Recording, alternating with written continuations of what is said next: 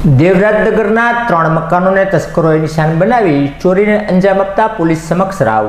દેવરાજનગર વિસ્તારમાં રહેતા હરેશભાઈ પાઠક તેમજ તેની બાજુમાં રહેતા ક્ષતિશભાઈ સરિતકુમાર ભટ્ટના રહેણાંક સહિત અન્ય એક મકાનને તસ્કરોએ નિશાન બનાવ્યું હતું, જેમાં ક્ષતિશભાઈ સરિતકુમાર ભટ્ટના રહેણાંકમાંથી રોકડા રૂપિયા 20,000, સોના ચાંદીના ઘરેણાં મળી કુલ રૂપિયા 1 થી 1.5 લાખની ચોરીને અંજામ આપ્યો હતો, જ્યારે તેમની બાજુમાં રહેતા હરેશભાઈ પાઠકના રહેણાંકમાંથી રૂપિયા રોકડા 5,000 અને સોના ચાંદીના ઘરેણાં સહિતની ચીજવસ્તુઓની ચોરી થઈ હતી, જ્યારે અન્ય અભયભાઈ આસ્તિકના રહેણાંકને તસ્કરોએ નિશાન બનાવ્યું હતું, પણ મકાન ખાલી હોવાના કારણે આ મકાનમાં ખાલી પ્રયાસ થયો હતો। આ સમગ્ર ચોરીના બનાવને લઈ સ્થાનિક રહીશોએ ભરતનગર પોલીસને જાણ કરતા પોલીસે તપાસ હાથ ધરી હતી।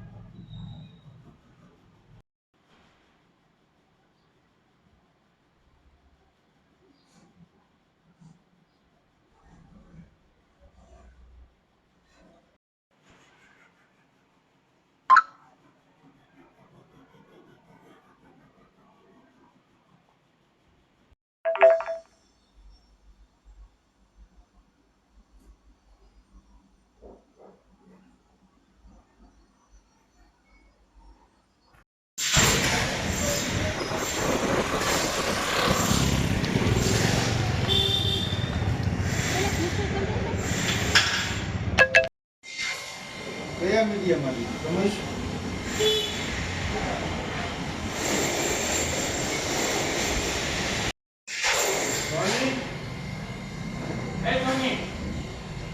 એને જે નીકળને નહીં ને એ ખટી વાત લાગે।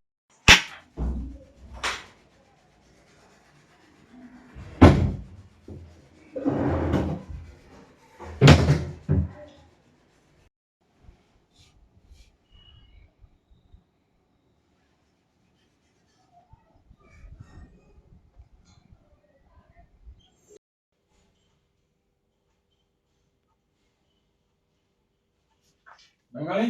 हाँ ये बेटा उसको मुँह कर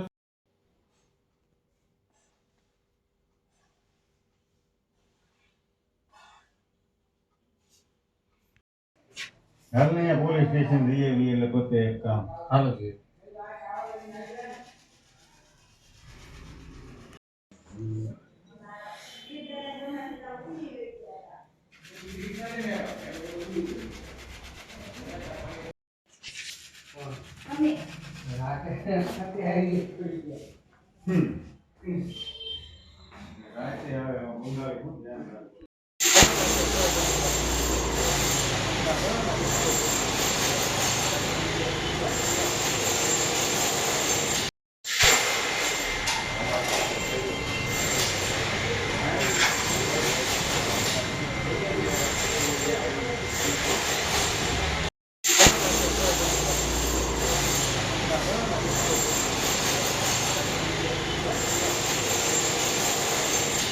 ઓકે, પહેલા તમારું નામ?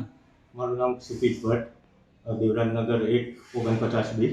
અમારા ઘરે છેલ્લા 2-3 દિવસમાં ચોરી થઈ છે। અમને આજુબાજુમાંથી ઇન્ફોર્મ કર્યું, ઘરે કોઈ નહોતું, આજુબાજુમાંથી ઇન્ફોર્મ કર્યું એટલે ગઈકાલે રાતે આવીને મેં જોયું તો તાળું તૂટેલું હતું અંદર આવીને જોયું તો શેટી કબાટ બધું ગરમ છેરમ પડ્યું હતું અને લગભગ 1.5 થી 2 લાખની મુદ્દામાલની ચોરી થયેલી છે. આ કયો વિસ્તાર છે? દેવરાજનગર પહેલી વાડી અહીંયા ચકાડા. કેટલા લોકોના ઘરે ચોરી થઈ છે? આ 3 મકાનના તાળા તૂટ્યા છે. ઓકે. આજુબાજુ.